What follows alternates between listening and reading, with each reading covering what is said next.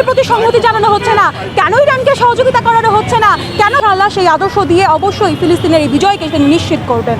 আল্লাহর শক্তি হয়ে ইরান পদক্ষেপ নিয়েছে, ইরান অবশ্যই আল্লাহর শক্তি ইরানের সাথে আছে। এবং আমরা সকলে এই জায়গায় উপস্থিত হয়েছিলাম ইরানের প্রতি সংহতি জানাতে।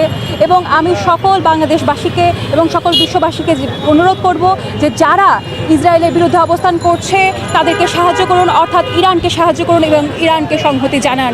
এই মুহূর্তে মানবতার জানান দেওয়া এবং ইমানের জানান দেওয়া আমাদের জন্য একটি গুরুত্বপূর্ণ দায়িত্ব। যখন দীর্ঘদিন ধরে ইসরায়েল ফিলিস্তিনের উপর নির্যাতন করে আসছিল, যখন ফিলিস্তিনের মানুষ একেবারে জুলুম সহ্য করতে করতে হতাশা এবং কষ্টে দিন পার করতে পারছিল না, সেই সময় আল্লাহর শক্তি হয়ে ইরান পদক্ষেপ নিয়েছে। ইরান যে সাহসী পদক্ষেপগুলো নিয়েছে সেটা অবশ্যই প্রশংসার যোগ্য। অবশ্যই আল্লাহর শক্তি ইরানের সাথে আছে। এবং আমি আমেরিকা এবং ফিলিস্তিনের যে দুশ্মনরা আছে, ফিলিস্তিনের যে শত্রুরা আছে, সেই সকল ইসরায়েলিদের উদ্দেশ্যে এটা বলতে চাই, তোমরা কোন ইরানিদের বিরুদ্ধে অবস্থান নিয়েছো? যে ইরানিরা কিনা সূর্যমুখীর বীজ খেতে খেতে রকেটের দিকে তাকিয়ে থাকে কোনো প্রকার চিন্তা কিংবা কোনো প্রকার ভয় ছাড়া, সেই ইরানিদের সাথে তোমরা অবস্থান নিয়েছো? সেই ইরানিদের সাথে তোমরা যুদ্ধ করবে? তোমরা কি ইরানের বিপ্লবগুলো ভুলে গিয়েছো?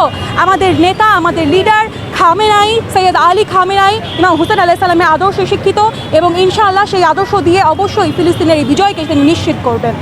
এই বিষয়টা নিয়ে আমরা সবাই ক্লিয়ার করছি যে শিয়া সুন্নির এই টপিকটাই হচ্ছে ডিস্ট্রাকশন, এবং শিয়া সুন্নি নিয়ে যে বিদ্বেষগুলো আছে এগুলো ইহুদিদের চক্রান্ত। আপনাদের যদি শিয়াদের সম্পর্কে জানতে হয় তাহলে অবশ্যই শিয়াদের সাথে, প্রকৃত শিয়াদের সাথে মিশুন এবং শিয়া কিতাব হতে তাদের আকিদাকে সংগ্রহ করুন।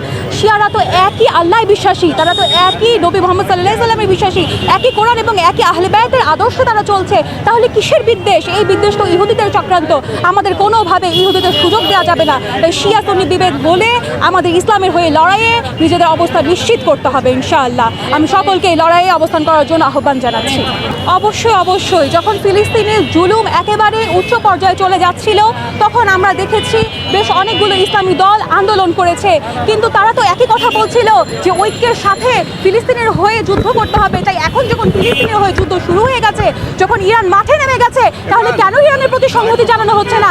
কেন ইরানকে সহযোগিতা করানো হচ্ছে না? কেন জর্ডান ইরানের বিরুদ্ধে, কেন সৌদি আরব ইরানের বিরুদ্ধে, কেন শুধুমাত্র মুখে মুখে সংহতি প্রকাশ করছে, কেন কাজে সংহতি প্রকাশ করছে না? মুসলিম মানে কি? যারা কাজে বিশ্বাসী। মুসলিম তো কথায় বিশ্বাসী না। যারা এতদিন বলেছিল আমরা ফিলিস্তিনের হয়ে যুদ্ধ করব, ফিলিস্তিনের হয়ে প্রতিবাদ জানাবো, তারা কেন এখন ফিলিস্তিনের হয়ে এই প্রকৃত যুদ্ধতে অংশগ্রহণ করছে না? এই মুহূর্তে ইরানকে যদি সংহতি না জানায় তারা, তাহলে বুঝতে হবে তারাও ইহুদিদের চক্রান্তে আক্রান্ত এবং তাদের মনে বিদ্বেষ আছে। তাই এই বিদ্বেষকে ভুলতে হবে।